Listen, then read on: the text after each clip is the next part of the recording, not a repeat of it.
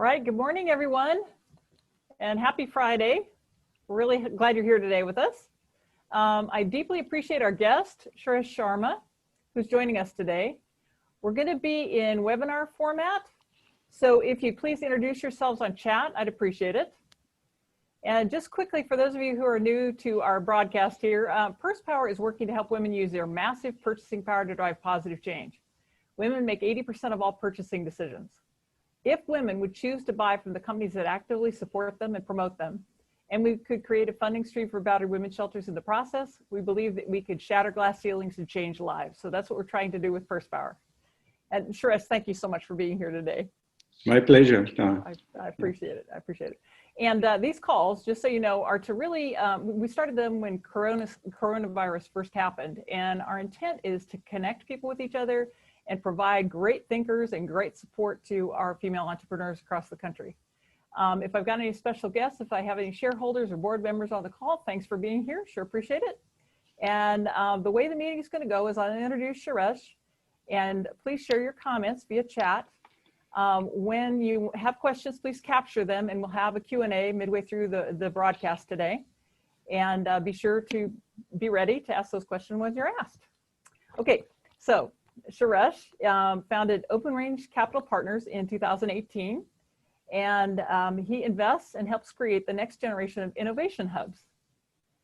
He's a former GE executive turned entrepreneur, and he's exemplifies a wide range of experience and expertise in global business leadership, technology insights, and understanding of innovation ecosystems. Over the past 25 years, he's held game-changing business initiatives and was a president and CEO of 4 different startups creating billions of dollars in value. A few more things here. He's a fellow for tech transfer and the entrepreneur in residence at Georgia Tech. And he's published several books, and I think they're wonderful. And I've read a couple of them, and I hope you go and get them. Industrializing Innovation, The Next Revolution, is about the upcoming tectonic shifts in venture capital. The Third American Dream, that's global in reach, and that's about the power of entrepreneurialism to drive the next wave of prosperity in the US and around the world. And then Global Outsourcing, Executive Onshore, Nearshore, and Offshore Strategy, which is about how to scale your business globally. So you've got tremendous expertise. I am very excited to have you here today.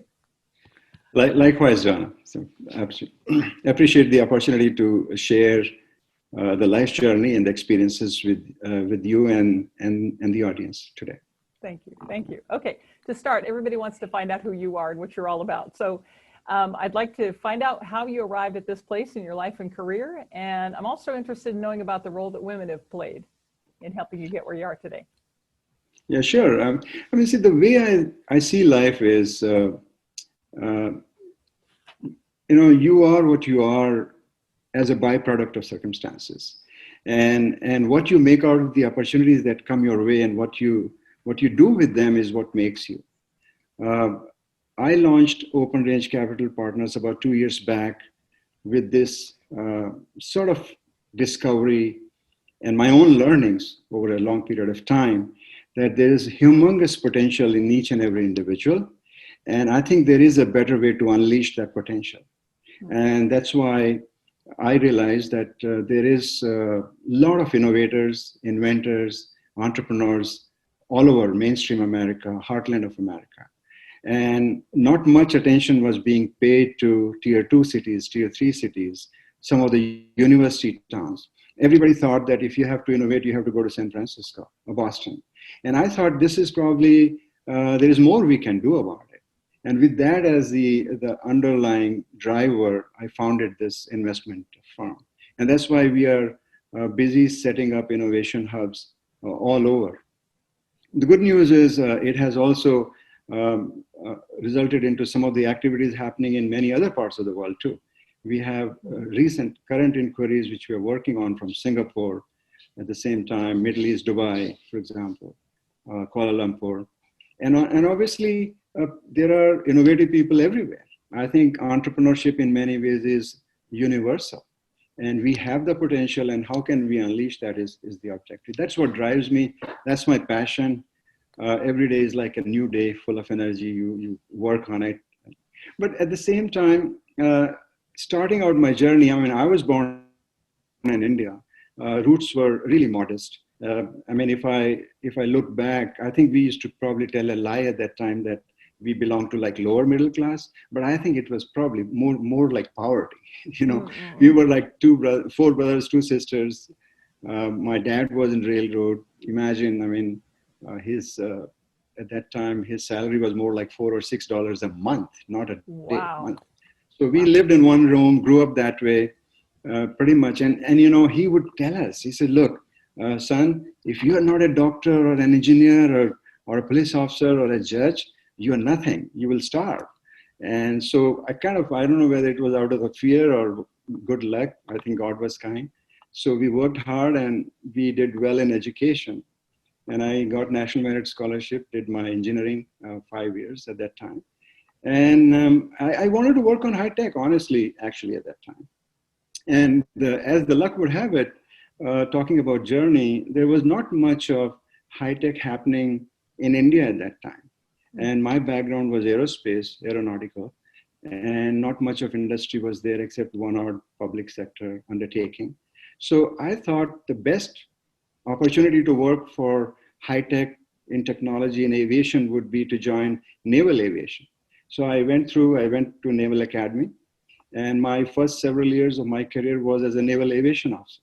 So I served on board aircraft carriers and stuff like that, and then got picked up to be deputed to England, to UK, being part of the British Commonwealth cultural agreements. And I worked with British Aerospace and later on with Rolls-Royce in the 1980s. Learned a lot, and it also opened my eyes that there is so much to do in the area of advancing technology and business and enterprise. And as the luck would have it, once again, I think that experience gave me an opportunity to work for NASA. NASA was launching in 1989. So we've been here for about 30 years now, got naturalized. My kids have grown up here. And we basically worked on the next generation commercial airliner project. Outstanding experience in terms of, imagine from running operations and using the sailor language for several years, and now you are working in a deep, hardcore engineering and design and engineering and R&D environment. And I thought your ability to adapt and grow at every step in your life was key. You know, so obviously my knowledge was dated by that time. So I ended up doing my second graduate degree in aerospace in USA from University of Florida. And I also learned that the football was an awesome sport. That was my discovery. I mean, even today I share that thought with many of my friends. I said, "See, have you realized that the football is one of the most democratic sports in the world?" He said, "Hey, why do you say that?" He said, "Look, first time I went to a football game, I realized that first of all, you have an offense team, a defense team, special team, and then you have, a bench. So almost you have a roster of more like 60, 70 players. And you could be of any size, shape, fitness, or skill set. You have a place in the team. That doesn't happen in any other sport."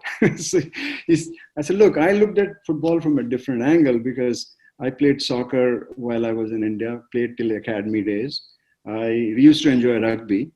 But football was amazingly, ingeniously designed sport, which was very American in culture, I thought, because it was a combination of soccer and rugby and chess, a lot of thinking. Lot many people don't see that. So I thought it was a great experience. And after my NASA assignment, I was picked up by General Electric, GE. And this is the GE of 90s, Jack Welch Chirac. Great company at that time, learned a lot. And it gave me opportunities to do many things. The company was very entrepreneurial and it would delegate your responsibility and it would give you opportunities if you could execute upon them. And I think I grew up on business leadership in GE. From hardcore engineering, I became more of a business leader. I was pulled out into the energy business from aerospace side and landed up running operations and larger enterprises. Also, I was part of the GE's globalization team that set up many facilities in so many countries all over the world. And I think once again, being the aerospace and that kind of a background, I used to think that you know a lot. And I thought that was bad. You tend to become sort of abrasive when you think you're too good. And I thought that's not correct, because when I started running business operations, I realized that every person, every human in the organization is important. And you sort of develop a deep respect for everybody, because even a person who may be just the security guard, maybe the one of the most important person for your business someday. And I think that was a great learning. Enjoyed it, grew many large businesses, and at the same time, setting up facilities all over the world taught me that they were very enterprising people all over.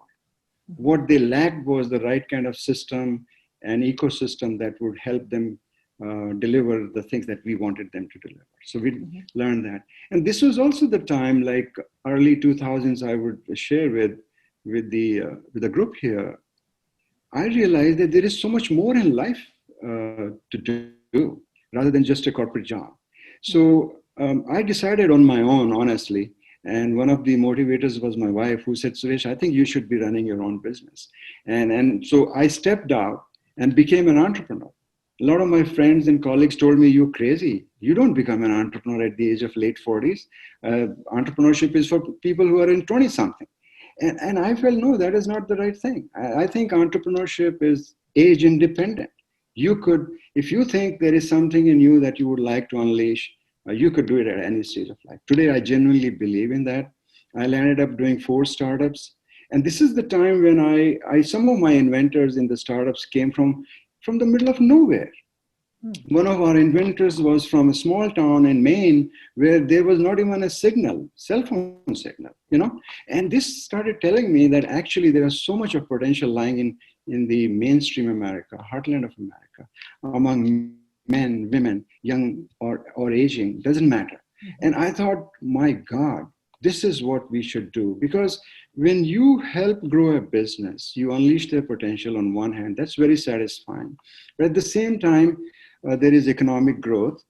But what also is important is you create jobs.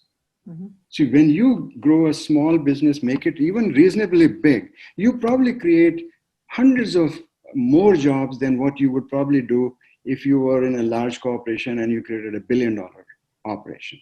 I mean, you might land up adding, say, 50 jobs there, while here you might create 5,000 jobs. So I thought the impact on the life of people that you can make by being an entrepreneur and by your ability to build and grow small to large businesses is humongous. And this was a new learning for me at that time, And that is why I thought maybe this is my rest of my life's calling. Help people grow, help people grow. And this is also the time I wrote The Third American Dream, because I realized that there are 2 areas which are totally sort of underserved, if you like.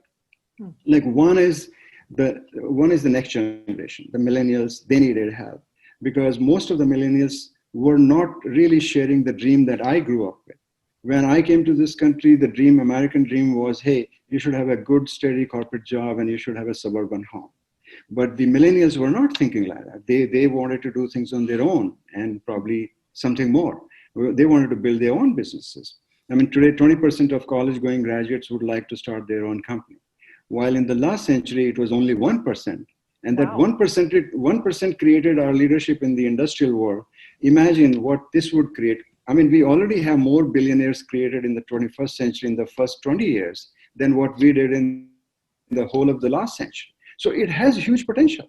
And imagine, second thing was 50% of our population, women, were not even on the main scene here. So I think I have mentioned this in my book, The Third American Dream. I said one of the next frontier is to really serve the underserved market and the women entrepreneurs. Because imagine with just 50% people participating in this economic development activity, you can reach here. Imagine if you were to do 100%. I mean, that would take you through the roof, right? Mm-hmm. So I think that's the kind of my journey in a way, describing in the way I have been, worked in many countries, obviously, as part of the GE and earlier. But clearly, I think we have an opportunity here in America.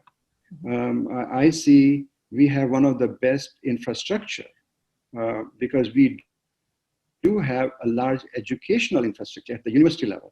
Remember, we have 3,300 counties, but we have 5,000 four-year degree colleges or bigger. So imagine we do have the infrastructure.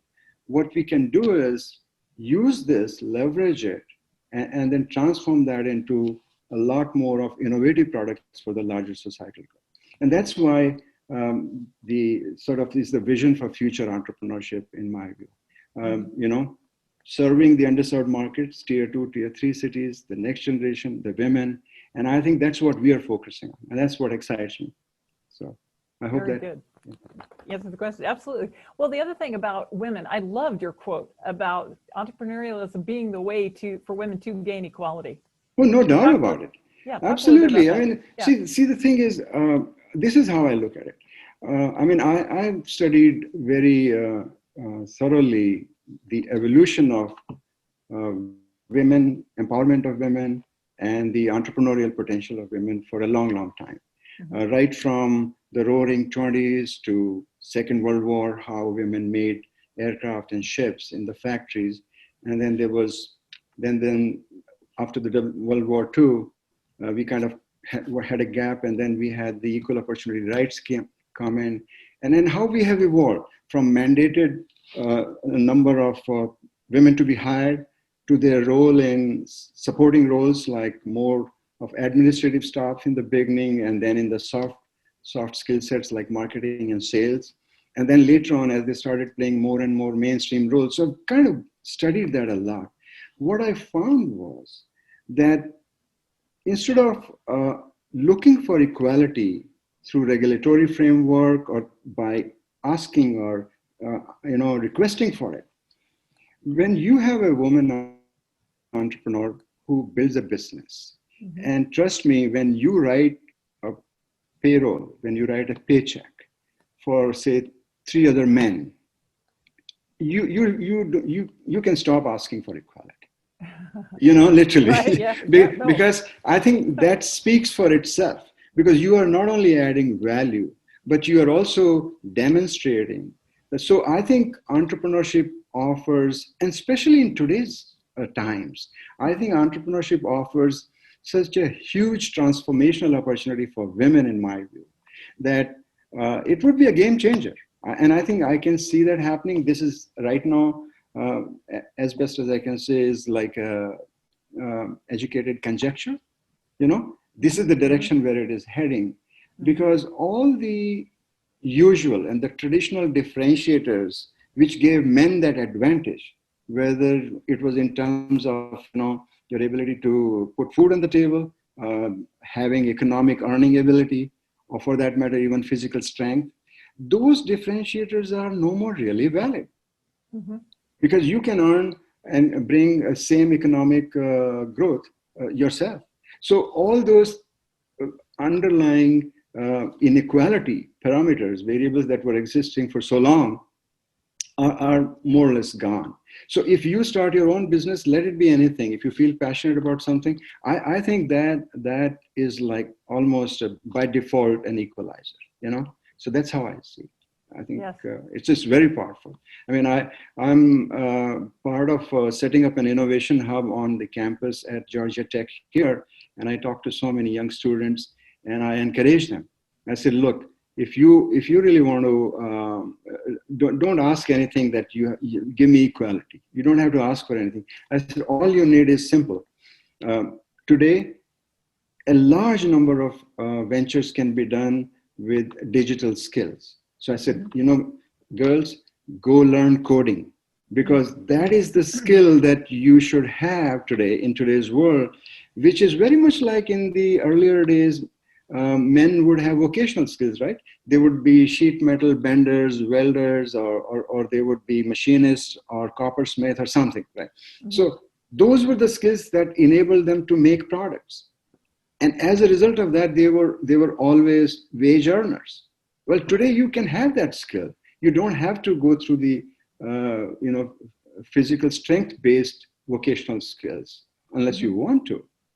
But you can literally learn the digital skill sitting at home, and it will give you probably same or more empowerment, and you can make those products. So I really see this as it's very transformational, very powerful, and a great opportunity especially for women today. Right. We're at a crossroads. We really are. Yeah. Okay. So I know one of the things that people really wanted me to ask you about is the future that you see with everything going on in our world right now. What are some of the things you see down the road? Well, I think if you look at today, contemporary times, I think the way you look at, for example, you look at COVID-19 impact today, or if you look at the economic situation or the global and the emerging markets versus established markets, or the transformation that is happening. So I see fundamentally there are three things happening. One is, over the last several years, there has been a commoditization of education. What has happened is, today the content which is there, especially at the undergrad level, whether it's physics, chemistry, or anything, it is virtually the same anywhere in the world. You go to a top school, you go to a state school, you go to a community college, you go to a place in Shanghai or Bangalore or Timbuktu, it is very much the same textbook, very much the same content. That content hasn't changed, but it has proliferated to a point where it is a commodity. So our kids really don't have that advantage which they used to have in the last century anymore. The second thing that has happened is also the mainstream industrial technologies have become a commodity.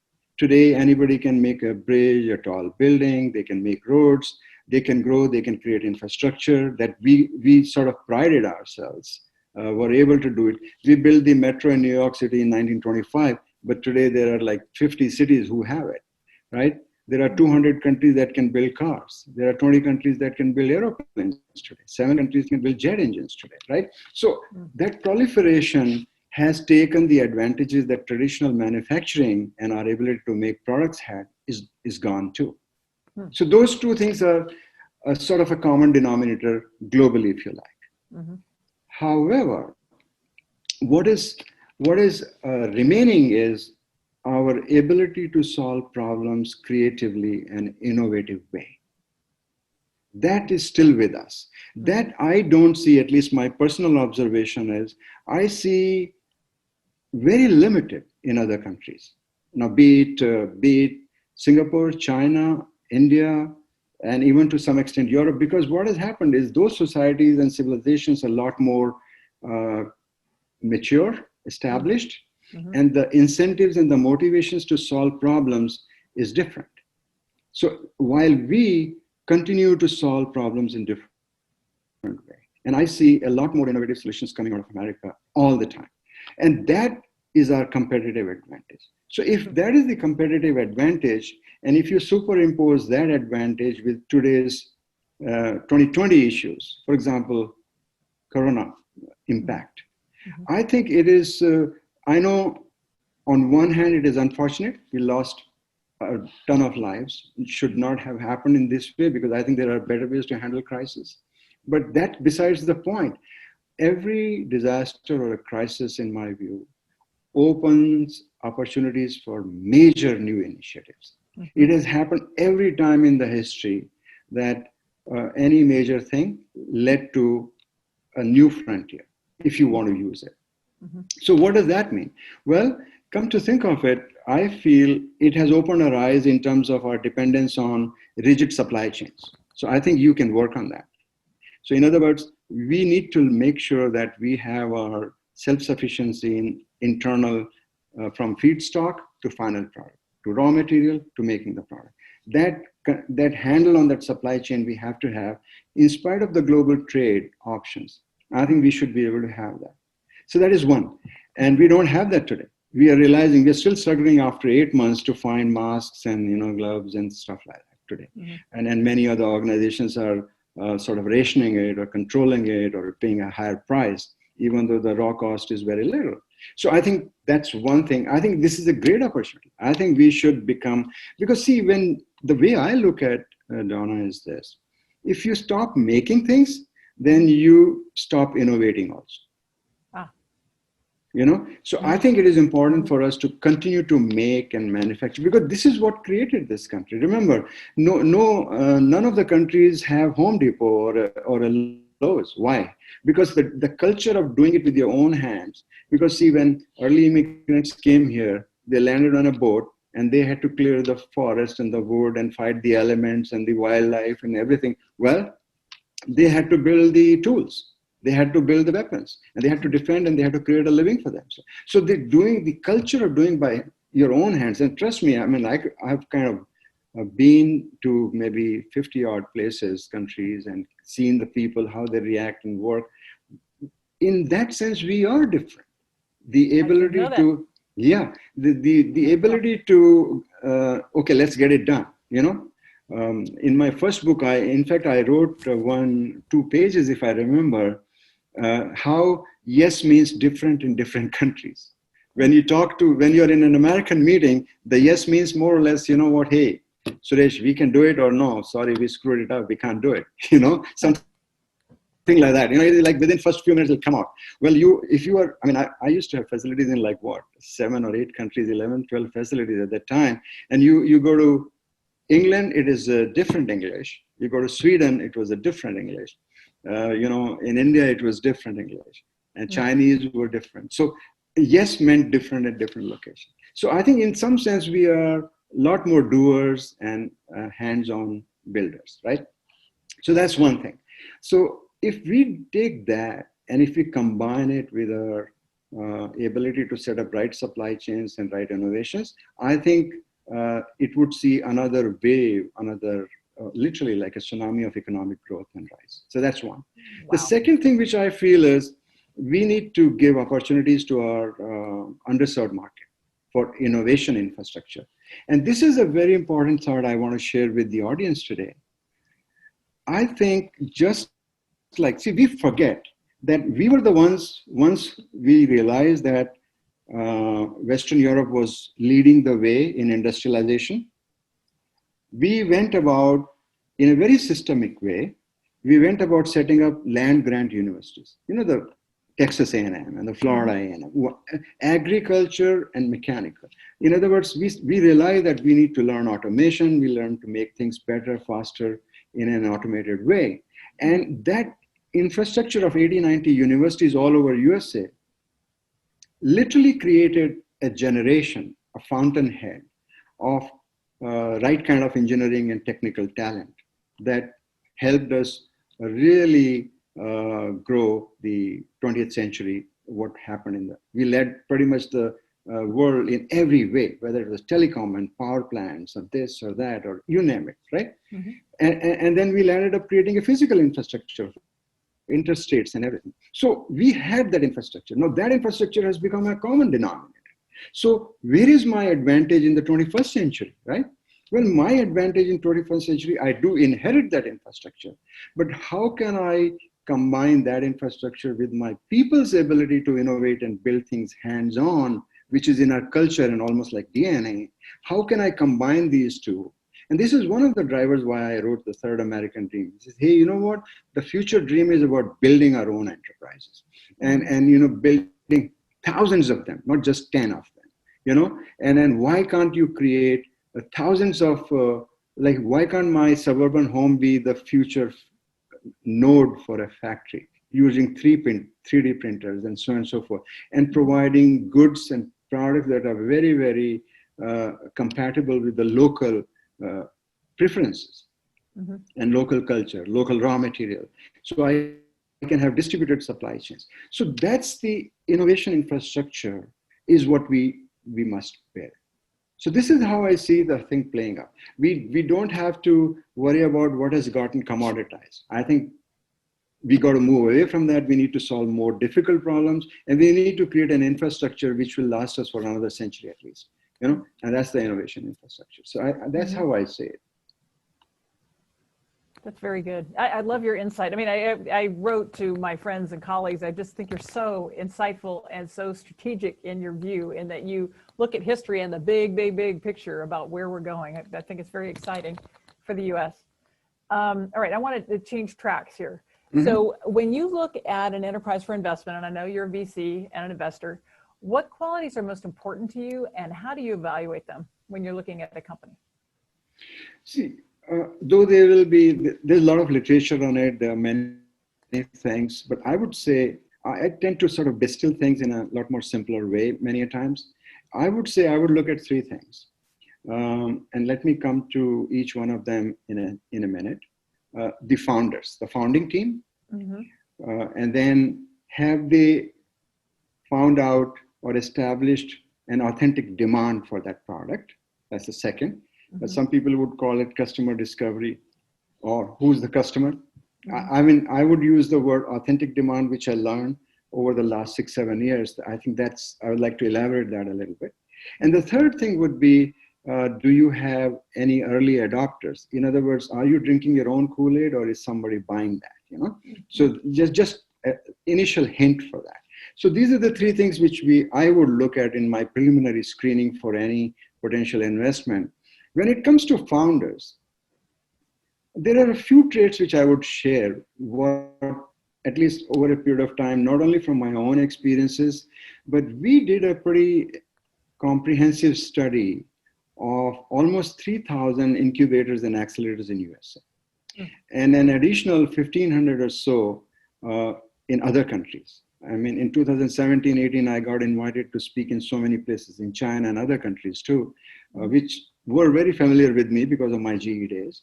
But the key thing is, our findings was that actually raw passion in the founders is not enough. I think you need passionate founders who also have deep domain expertise.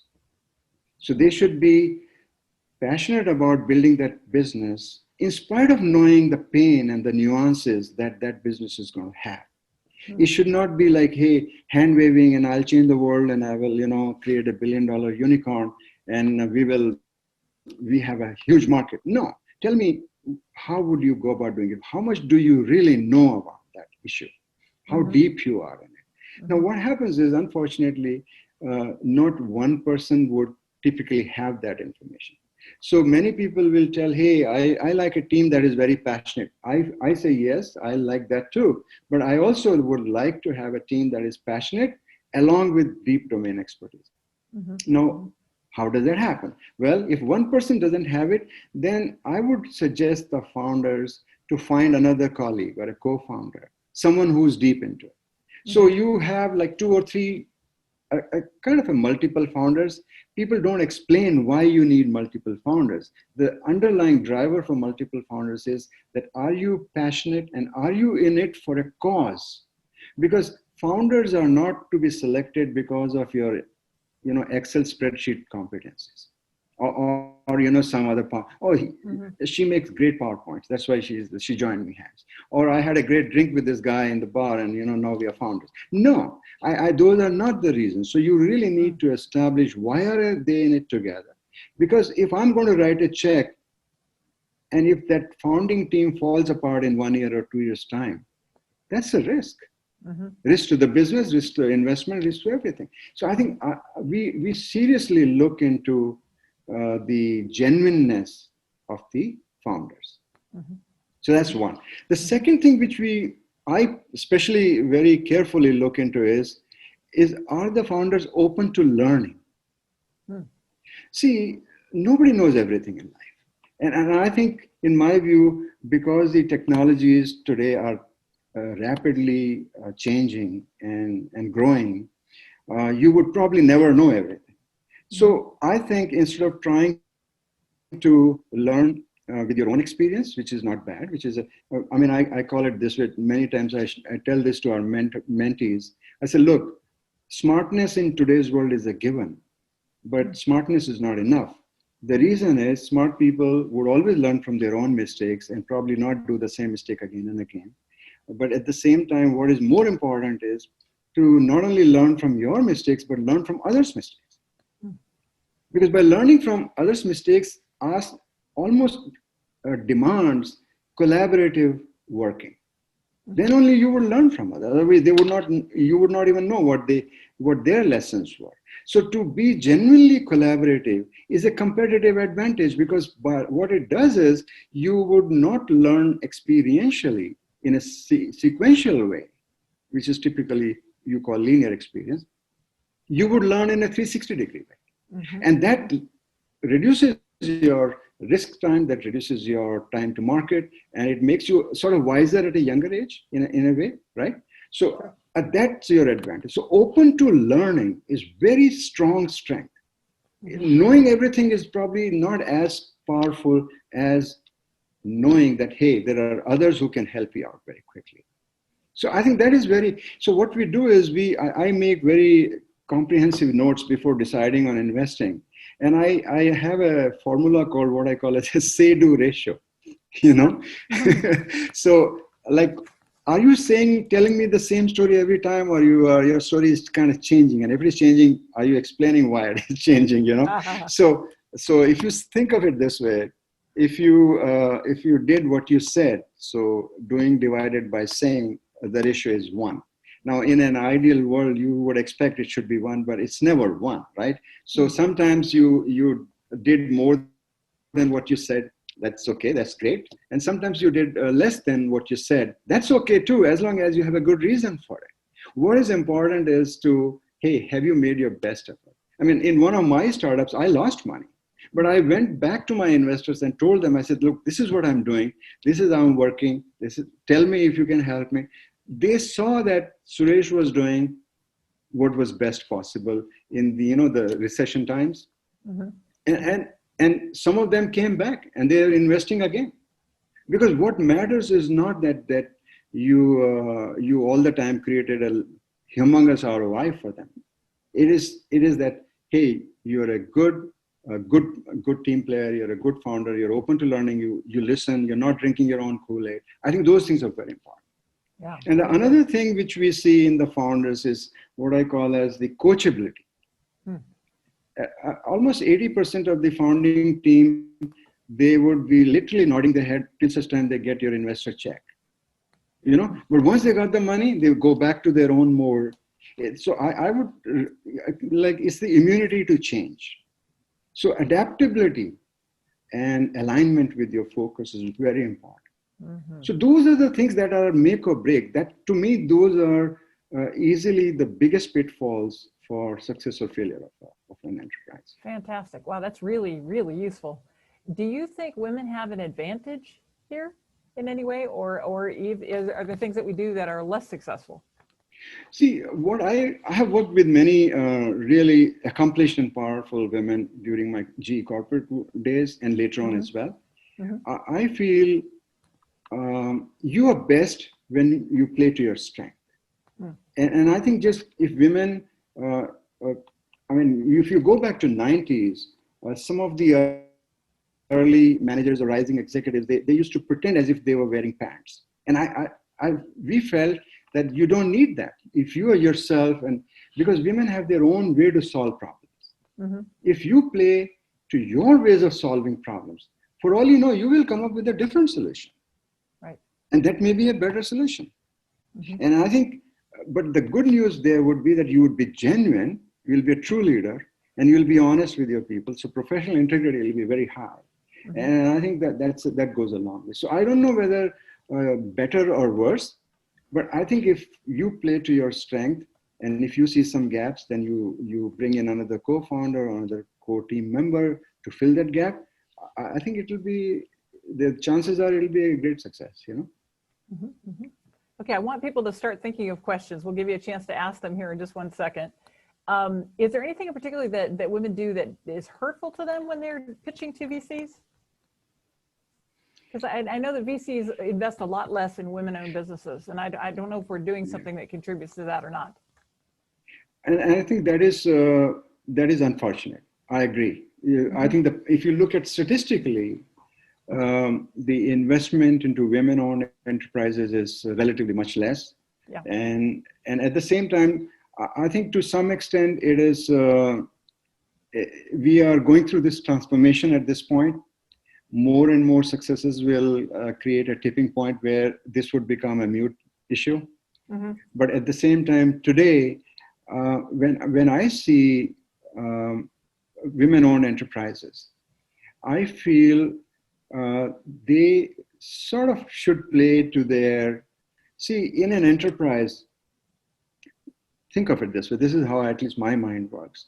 Think of it this way, that basically you're doing a business is about two things, about making a product and selling it. Mm-hmm. So I think you have to be at the core of it. So you should be at the core of either making the product or selling the product. Mm-hmm. If you're playing a supporting role, then you would get less attention. That's one of the things. For example, you may have identified a cause or a market, which is a good thing, but Mm-hmm.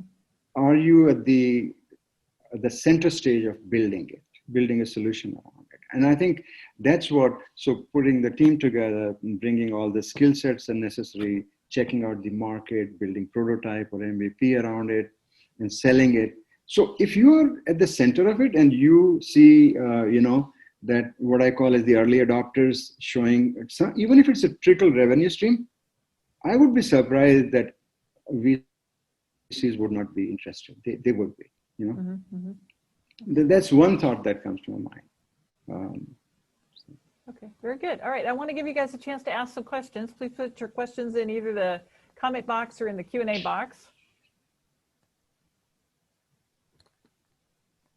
Okay. Let's see, we'll give it a second here. Sometimes they're shy, sometimes they're not. That's Okay, would you talk while they're coming up with their questions about, you were raised in a matriarchal society, if I remember correctly, right, in India? So in India, actually, it is. There are a couple of states in India where there is matriarchal society, but Mm-hmm. in my family, it was more of father, dad, patriarch. Okay. That's right. So, all right. So guys, please ask your questions. Yeah. So are they writing it, or are they? Yeah. I'm looking at the chat box and in the Q&A section, Okay. and I'm not seeing anything yet, just yet. Well, okay, I'm going to give you, let me go ahead and ask another one. Yeah, sure. So, industrializing innovation. This is about us becoming really great at this, and this being a DNA of the United States, right? And becoming really good at this.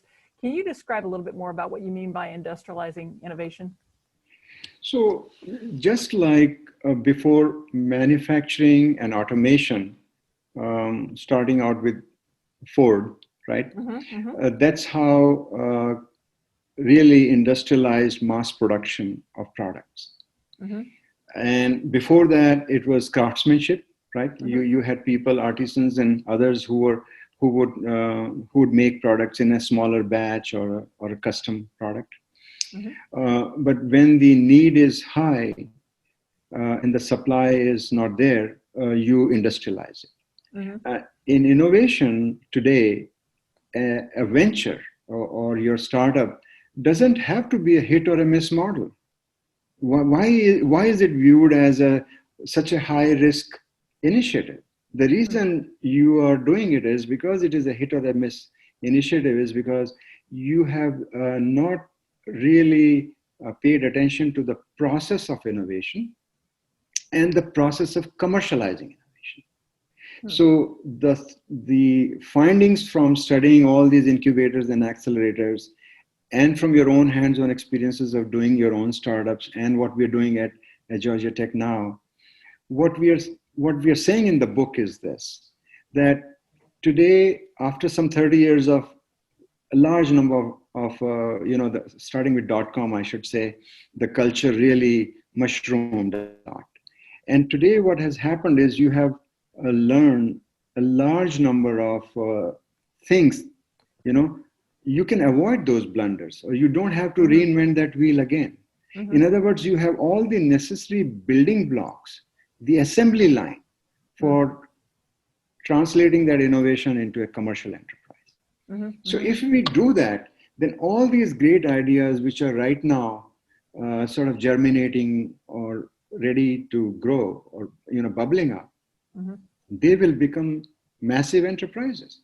So imagine we would be generating so many more new products, which would put us in not only as a nation in a competitive advantage, but as individuals, owners of those enterprises. And that would be almost like saying industrializing or mass producing innovation. Very good, very good. I hope that vision comes true. All right, so Case Lane is asking, are there specific online business opportunities that you think aspiring entrepreneurs should be considering these days? Oh, absolutely. Because digital technology allows you access to literally a new type of fuel, right? I mean, in the older industry, everybody knew, okay, we have the crude oil, and it can, when you do distillation, you can get so many products. You can get diesel and gasoline and kerosene and naphtha and so many downstream products, right? So that was the fuel. So online businesses fundamentally are creating a new information. So think of it this way. Any business, if you take, it has data being created at every step. Right from the time your sensors, which are sensing the data, how you sense it. So you could be in the sensors business, you could be in sensing, you could be in transmitting, you could be doing the edge computing. Some of the pre-processing can be done right there. You could be obviously telecommunication, storing the data, analyzing the data, making sense out of it, data analytics. So right from sensors, sensing, transmission, data storage, analytics of data, and analytics of data can be done at multiple levels. You could be looking at patterns, statistical patterns. You could also be combining the physics-based principles into it, or even for that matter, psychological and other behavioral aspects into it. And so there's so much to be done, and trying to understand from the data what value can you create for a business. And each one of them is actually an opportunity to start a new company. And then once you do that, you can use the data. Then you have things like, okay, if I have been looking at the data for a long period of time, can I apply machine learning techniques? Or can I use artificial intelligence to use the same thing? So again, more opportunities, right? Once you do that, you can also say, hey, I can visualize it better. So things like augmented reality, virtual reality, or immersive technology that can help you visualize that information or data or findings. Again, so many more opportunities. You could be in a hardware or an embedded or a services business, or you could be in a software business. So all those things are there. And once you do that, how do you correct it? So controls and coming back to what you want behavior and to change in the system. So I feel this entire so-called data supply chain, if you love an industry, whether you like, say, retail, you like logistics, you like, or you like any other industry for that matter. So what you do is you map out the data supply chain, and I can rest assure you there'll be so many opportunities that can be potential for launching new enterprises. Wow, that's amazing. That's amazing. What's going on in my head as you're talking is I'm wondering about the businesses that already exist. So for example, one of our participants is Jane Beckendorf. She owns a family farm. They're raising lamb and beef. When you talk about the whole electronic side, the data side, it's interesting. Can you take a business like that and add a data component to it that's valuable, that helps you? That's right. Yeah. And that's a business right there. That is a business. Yeah. So this is where women can really have an opportunity today. They can literally be using today's digital technologies, software and some hardware or combination thereof, and they could be doing these businesses either from home or anywhere. And that's a new value creation, because after all, value creation is the business. So you're creating new value. I mean, and you see so many examples right now. I mean, in fact, I feel there is so many things to do. You virtually wish that you were born again, because had more time, dang it. Yeah, had more time. Yeah, absolutely. Yeah. I mean, each brick and mortar business can be totally transformed into a digital lifestyle, digital business, because today those technologies are available. I mean, I'm a big fan of like a process first and the tools and technology solutions later. And what I mean is, so if you like a particular industry or a space that you want to do business in because you like it and you understand that domain better than anything else, so what you do is you very, very detailed map out the workflow and the process in that industry first. And then you say at every little handoff, at every little segment of that activity, who are the players? And then you say what is digitized, what is not digitized, what is traditional brick and mortar stuff still lying around, and what is not. And you would see suddenly, it's like on your whiteboard, on a wall, you would start seeing opportunities where you can play a role and create a new business. So, I mean, tools come later. I kind of personally, this may be personal, some people like it, but I personally choose the tools later, technology later. First process, identify this is the business you want to be in, and then you, so it's like this, you know, I tell jokingly to my kids, I say, just because you have iPhone 11 doesn't mean you're going to have a good conversation. You know?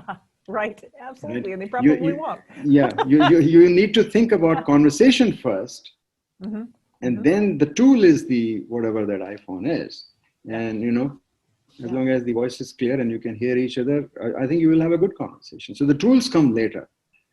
You know, people and process comes first, I think. This is really interesting because just for reference, a lot of our followers are solopreneurs, consultants, people like that, coaches. Any insights? I know I'm just going off script here, but anything about that kind of business and enabling them to create value through data? Yeah, absolutely. Data is indeed the new fuel, and you can create a lot of value out of it. A lot of businesses, obviously. Yeah. Okay. Any other questions, guys? People are quiet today. All right. Okay, one more second here. Any other questions? Okay.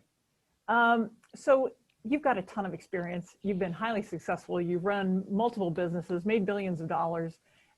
If there are three things that you want people to take away from this and to have learned from you, what are the most important things?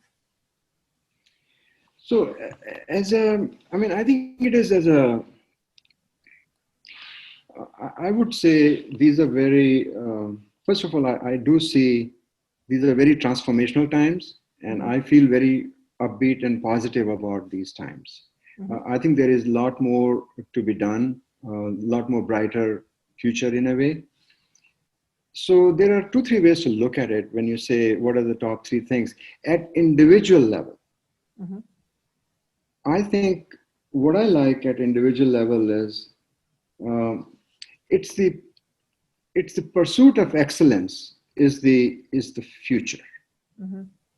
In other words, the threshold of knowledge and learning has shifted. It is a lot higher today, and you can learn from multiple channels. It doesn't necessarily has to be a classroom. So, in other words, and then there are millions more at the same level as you are.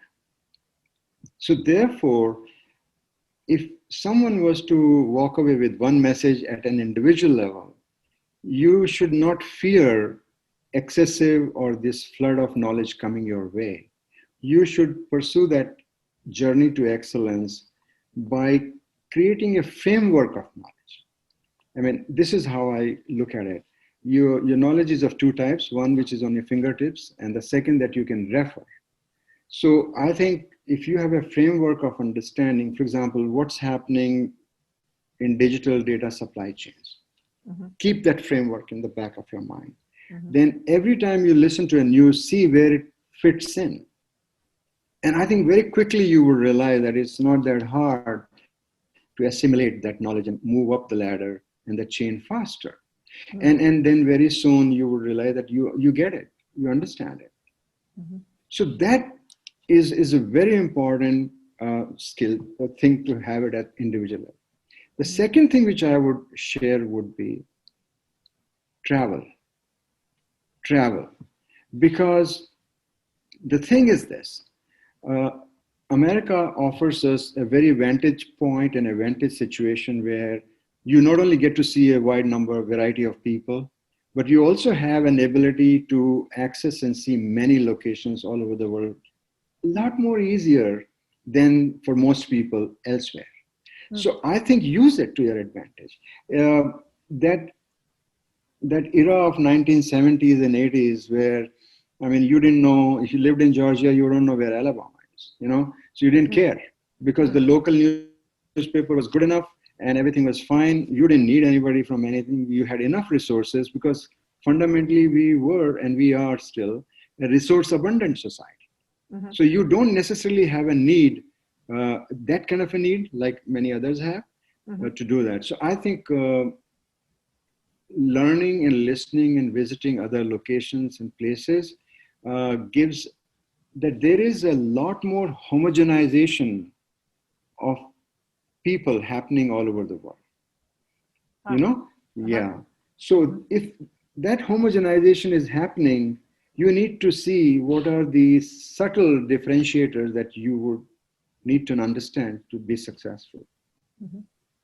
So that's the second thing which I always keep it in mind. Being so outside the classroom and learning by talking and meeting other people, I think is a second takeaway, I would say. Yeah. And the third takeaway, if you ask me to say, would be in tomorrow's world, at an individual level, your ability to communicate would be is a lot more, whichever way you want to communicate, whether you can speak or write or sketch or make a PowerPoint. I think that's very important. So those are the three things that come to my mind. Differentiator. Okay. All right. Very good. Okay. I think we're just about out of time here. So I just want to ask you, we did have one person say, how could a psychologist create digital value? Could you just do a quick riff on that? Absolutely. So see, psychology is the way I understand so far. I'm not an expert, but I would put it this way. Psychology is of course a field of science, but it is also a field of discovery about the patient or the person you're talking to and trying to help with a solution. Now, clearly, if you think it is still an art, then think hard. What you can do is there are pieces of psychology which are fairly well understood. In other words, those are the segments those can be digitized. And if they can be digitized, your process can be more efficient. And there could be things that you could do very much like a machine learning, and to some extent, maybe even artificial intelligence. And then other things could be in the old way, where you could have a conversation and talk and Q&A and then advise. And similarly, how can you be prescriptive or consultative or suggestive for the solution? So remember, most of the good old days, one would take the notes about a patient, and then you would see the history. Well, now you could digitize that history over a period of time. And then, so I think there are definitely things that come to my mind. In fact, we were just reviewing one startup yesterday, which was in the area of when you could sense early anxiety or the signs of depression by changes in your voice signature. Wow. And facial expressions. And I think intuitively we can relate to that, right? But what they've done is they've built a tool where you could have a normal voice signature, like, this is your frequency. And then you could see that when you're listening to a person, that signature is different. So if that signature is different, maybe something is bothering you, or maybe what? So in other words, you can start injecting role of tools and technology to have a better psychological outcome of that session. I'll be so I mean, just a few examples. I'm sure there are many more, but yeah, I hope that helps. That's excellent. That's excellent. Okay, very good. Thank you. We've run out of time, so I'm going to have to close it up here. Suresh, thank you for being here. You've been amazing. I really appreciate it. My pleasure. I knew you'd be Let great. me know if I could be of any help to anyone at any time. Yeah. Okay, thank you, thank you. Yeah. All right, so just so you guys know, upcoming guests, I've got Debbie Willis. She's the CEO and co-founder of Patient Link on the 9th. And I want to remind you to tell your friends about Money Talks, but what the hell is it saying? Our play, our musical that's you can get at through our site that's about money and self-confidence. And then I hope that you all will register through the Purse Power website if you have a business. Again, if it's led by a female CEO or president, or is half owned by women, or has at least 20% women on their board, please do join us and have a listing on our site. Thank you so much for being here, everyone. Sure appreciate it. Once again, Suresh, thank you. My pleasure. All Thanks. right. Thanks for your time. I'd like everybody to remember, Purse Power, we have it. Let's use it. Thank you.